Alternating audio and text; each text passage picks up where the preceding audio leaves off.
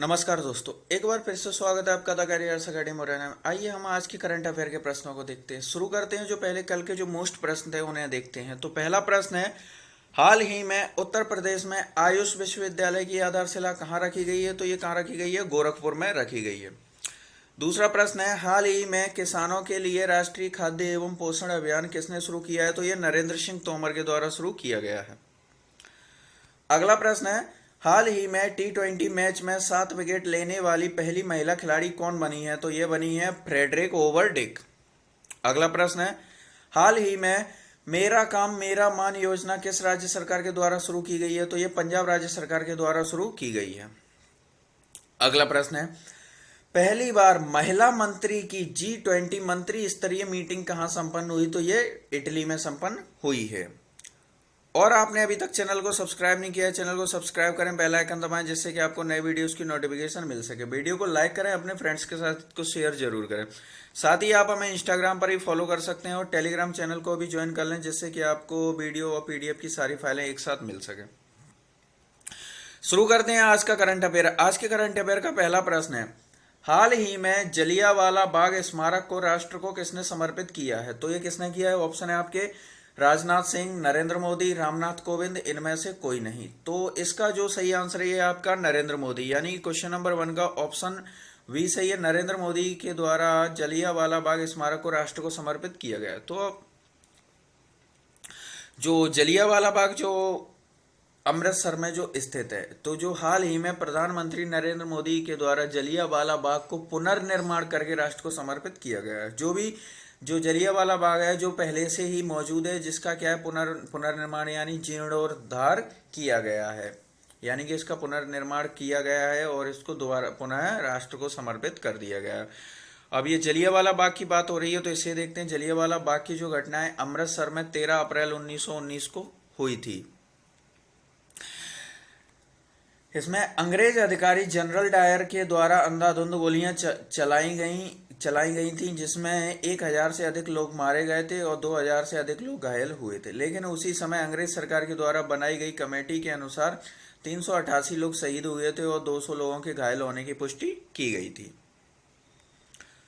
अगला प्रश्न देखते हैं हम, HSBC बैंक के नए CEO कौन बने हैं? तो HSBC बैंक के नए CEO यानी कि चीफ एग्जीक्यूटिव ऑफिसर, मुख्य प्रबंधन अधिकारी, किसे बनाया गया है? ऑप्शन है आपके मनोज सिन्हा, हितेंद्र दवे, रमेश यादव, इनमें से कोई नहीं। तो इसका जो सही आंसर है आपका यह है हितेंद्र दवे, यानी कि क्वेश्चन नंबर 2 का ऑप्शन बी सही है। हितेंद्र दवे जो है HSBC बैंक के नए CEO बनाए गए हैं। सॉरी, यहाँ पे हितेंद्र है, जो जितेंद्र हो गया। ये हितेंद्र दवे की नियुक्ति 24 अगस्त 2021 से 3 वर्ष की अवधि के लिए की गई है। HSBC बैंक का मुख्यालय मुंबई, महाराष्ट्र में स्थित है।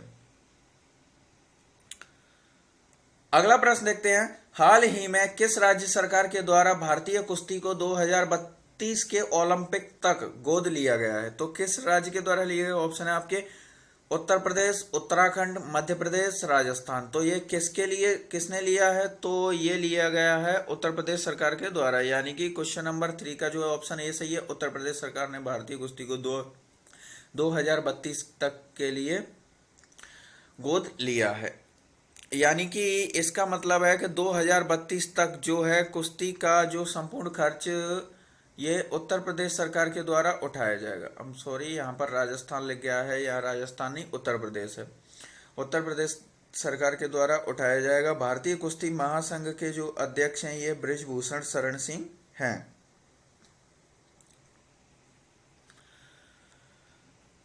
अगला और चौथा प्रश्न देखते हैं, हाल ही में किस राज्य सरकार के द्वारा केंद्रीय कृषि कानूनों के खिलाफ प्रस्ताव पास किया गया है? तो ये किसके द्वारा किया गया? ऑप्शन है आपके पंजाब, तमिलनाडु, छत्तीसगढ़, इनमें से कोई नहीं। तो ये किसके द्वारा पास किया गया है? तो इसका जो सही आंसर है तमिलनाडु, यानी कि क्वेश्चन नंबर 4 का जो ऑप्शन बी सही है। तमिलनाडु सरकार के द्वारा कृषि कानूनों के खिलाफ प्रस्ताव पारित किया गया। अब इसके साथ ही ऑप्शन में आपको दिख रहा है पंजाब। तो पंजाब भारत का ऐसा पहला राज्य है जिसने कृषि कानूनों के खिलाफ प्रस्ताव पारित किया था। उसके साथ ही छत्तीसगढ़ में भी कांग्रेस की सरकार है, तो इसके बाद पंजाब के बाद या छत्तीसगढ़ में भी कृषि कानूनों के खिलाफ प्रस्ताव पारित किया गया था। तमिलनाडु की बात हो रही है तो तमिलनाडु के जो वर्तमान में राज्यपाल हैं ये बनवारीलाल पुरोहित हैं। तमिलनाडु के वर्तमान मुख्यमंत्री M.K. स्टालिन हैं। तमिलनाडु की जो राजधानी है ये चेन्नई है। साथ ही तमिलनाडु के जो पड़ोसी राज्य हैं ये है केरल, कर्नाटक और आंध्र प्रदेश। ये तमिलनाडु के पड़ोसी राज्य हैं। अगला और पांचवा प्रश्न देखते हैं। हाल ट्रू कॉलर की तरह भारत ने देसी किस कॉलर आईडी ऐप को लॉन्च किया है? तो जिस प्रकार से ट्रू कॉलर होता है उसी प्रकार से भारत ने भी एक आईडी लॉन्च की है। तो ये किस नाम से है? ऑप्शन है India collar, Bharat collar, Hind collar, इनमें से कोई नहीं। तो इसका जो सही आंसर ये है भारत कॉलर, यानी कि भारत सरकार के द्वारा ट्रू कॉलर की ही तरह भारत कॉलर आईडी लॉन्च की गई है। ट्रू कॉलर का मतलब, ट्रू कॉलर तो आप लोगों ने, कई लोगों ने यूज भी किया होगा। ट्रू कॉलर जिस तरह से ये क्या होता है, जब कॉल आते हैं तो ट्रू कॉलर क्या करता है, उसकी जो कॉल की जो डिटेल यानी कि नाम और एड्रेस यानी कि स्टेट, ये दोनों चीज शो करने की कोशिश करता है। तो इसी तरह से भारत सरकार के द्वारा भी भारत कॉलर नाम से आईडी लॉन्च की गई है। अगला और छठवां प्रश्न देखते हैं।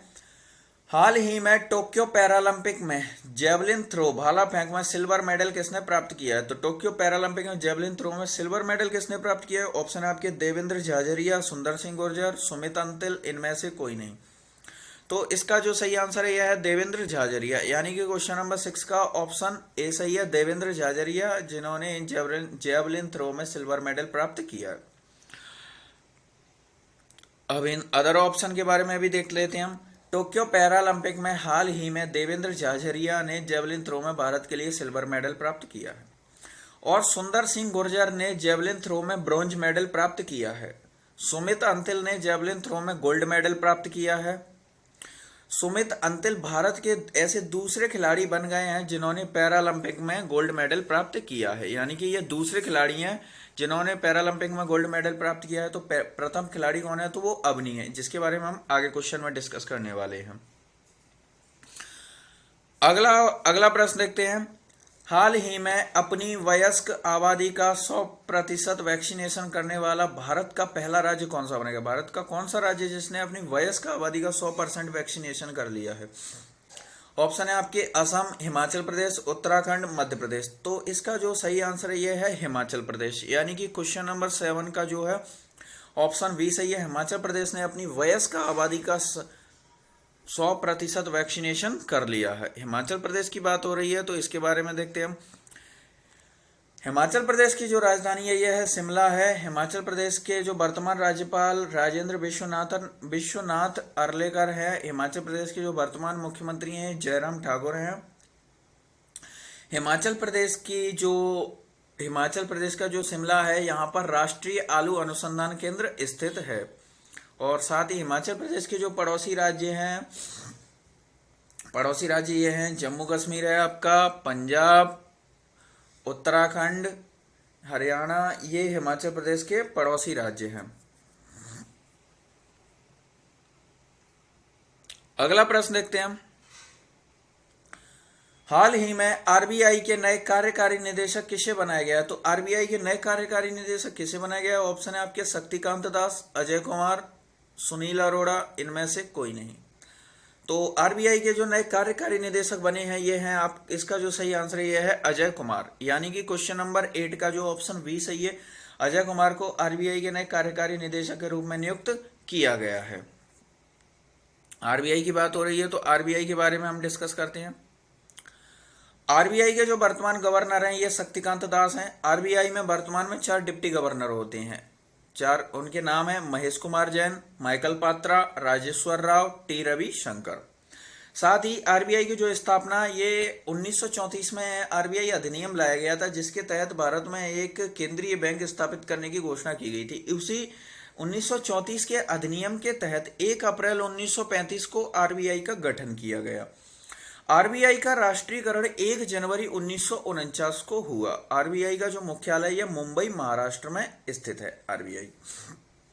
आरबीआई भारत का एक केंद्रीय बैंक है। आरबीआई का कार्य होता है जिस प्रकार से जो हम लोगों के जो अकाउंट होते हैं जो हम बैंक में खोलते हैं, जैसे मान लीजिए आपका खाता एसबीआई बैंक में है, आपका लेन देन सारा एसबीआई बैंक से, उसी प्रकार से जो एसबीआई बैंक का जो अकाउंट होगा ये कहाँ पर होगा, ये होता है आरबीआई बैंक में। यानी कि जो आरबीआई बैंक होता है यहाँ किसी पर्सन का पर्सनली अकाउंट नहीं खुलता है, यहाँ पर विभिन्न जो भी बैंक होते हैं बैंकों का लेन देन और बैंकों का लेखा जोखा होता है। जिस प्रकार से हमें लोन की आवश्यकता होती है तो आप बैंक जाते हो, उसी प्रकार यदि ये बैंक को लोन की आवश्यकता, बैंक में यदि पैसों की कमी आई और बैंक को लोन की आवश्यकता है तो उसके लिए बैंक आरबीआई के पास जाता है और वहां से लोन लेता है। तो बैंक अपना जो बैंक लोन देता है तो उसका बैंक का जो वर्तमान में रेपो रेट है ये 4% है। यानी कि 4% के ब्याज पर बैंक जो आरबीआई है बैंकों को ऋण उपलब्ध कराता है। साथ ही उसके बाद मान लीजिए जैसे आपके पास एक्स्ट्रा पैसे होते हैं तो आप अपने अकाउंट में पैसे डिपॉजिट करते हो, उसी प्रकार से जब बैंकों के पास ज्यादा पैसा हो जाता है तो आरबीआई बैंकों से अनुरोध करता है कि वो अपने पैसे को यहाँ जमा करें, जिससे कि बाजार का जो है स्थिरीकरण बना रहे। तो इस उसके लिए उसे कहा जाता है रिवर्स रेपो, तो रिवर्स रेपो रेट इस, और जो वर्तमान में रिवर्स रेपो रेट है ये है 3.75% है। तो यही है आरबीआई का कार्य है। अगला और 9वां प्रश्न देखते हैं। हाल ही में टोक्यो पैरालंपिक में योगेश कथुरिया ने कौन सा मेडल प्राप्त किया है? तो टोक्यो पैरालंपिक में योगेश कथुरिया ने कौन सा मेडल प्राप्त किया? ऑप्शन है आपके गोल्ड, सिल्वर, ब्रॉन्ज, इनमें से कोई नहीं। तो योगेश कथुरिया के द्वारा कौन सा मेडल प्राप्त किया गया है? तो योगेश कथुरिया के द्वारा सिल्वर मेडल प्राप्त किया गया है। यानी कि क्वेश्चन नंबर 9 का ऑप्शन बी सही है, सिल्वर मेडल प्राप्त किया है योगेश कथुरिया ने। अब ये क्या खेलते हैं इनके बारे में देखते हैं। योगेश कथुरिया हरियाणा राज्य के 24 वर्षीय डिस्क थ्रो के खिलाड़ी हैं। ये क्या करते हैं, ये डिस्कस थ्रो जो होता है ना, डिस्क थ्रो जो चक्का फेंक करके बोलते हैं हिंदी में, ये उसके खिलाड़ी हैं। योगेश कथुरिया ने डिस्कस थ्रो में भारत के लिए सिल्वर मेडल प्राप्त किया है। जो योगेश कथुरिया जो है ये जब 8 वर्ष के थे उस समय पे ये इन्हें पैरालाइज का अटैक आया था और इनका पैर खराब हो गए। तो वर्तमान में इनका जो एक पैर है ये नकली है, लेकिन उसके बावजूद भी इन्होंने अपनी हिम्मत नहीं हारी। डॉक्टरों ने कहा था कि ये शायद कभी चल भी नहीं पाएंगे और लेकिन उसके साथ ही फिर भी उन्होंने इतनी मेहनत करके और आज भारत के लिए एक सिल्वर मेडल भी प्राप्त किया है। तो बस यही कहना चाहेंगे। तो जो लोग अगर ऐसा सोचते हैं कि हम ये नहीं कर सकते, तो ऐसे हम लोग कोई भी काम ऐसा नहीं है जिसे हम नहीं कर सकते, बस मन में हौसला होना चाहिए, मेहनत करते रहिए, जो भी आपका टारगेट है आप उसे जरूर प्राप्त कर ही लेंगे एक ना एक दिन। अगला और 10 वाला क्वेश्चन देखते हैं हम। टोक्यो पैरालंपिक में गोल्ड मेडल जीतने वाली भारत की प्रथम महिला खिलाड़ी कौन बन गई हैं? तो ऑप्शन है इसके शैली सिंह, अवनी, मीराबाई चानू, पीवी सिंधु। तो इसका जो सही आंसर है यह है अवनी। यानी टोक्यो पैरालंपिक में गोल्ड मेडल जीतने वाली भारत की प्रथम महिला खिलाड़ी अवनी बने हैं।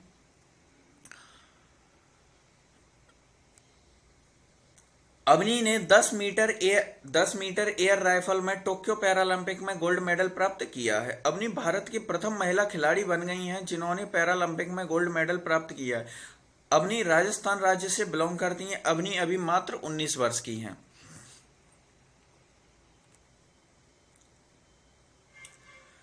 और साथ ही जो अवनी है ये भारत की पहली महिला खिलाड़ी के साथ साथ ये भारत की प्रथम खिलाड़ी भी बन गई हैं जिन्होंने पैरालंपिक में गोल्ड मेडल प्राप्त किया। भारत की प्रथम महिला खिलाड़ी की बात की जाएगी तब नाम आएगा अवनी का। अवनी ने गोल्ड मेडल प्राप्त किया, प्रथम महिला खिलाड़ी। और साथ ही भारत के प्रथम खिलाड़ी की बात आएगी तब भी अवनी का नाम आएगा। भारत के प्रथम खिलाड़ी की बात करें तो भारत के प्रथम खिलाड़ी जिन्होंने पैरालंपिक में गोल्ड मेडल प्राप्त किया तो ये अवनी है। और इसके बाद अगले दिन दूसरे दिन जो दूसरा जो गोल्ड मेडल प्राप्त किया ये सुमित अंतिल, जिसके बारे में अभी हम डिस्कस कर चुके हैं। तो भारत के प्रथम खिलाड़ी गोल्ड मेडलिस्ट पैरालंपिक में अवनी, साथ ही भारत की प्रथम महिला खिलाड़ी गोल्ड मेडलिस्ट पैरालंपिक में तो ये भी अवनी। और दूसरे की बात और पुरुष की बात की जाएगी तो भारत के प्रथम पुरुष गोल्ड मेडलिस्ट जो सुमित अंतिल है।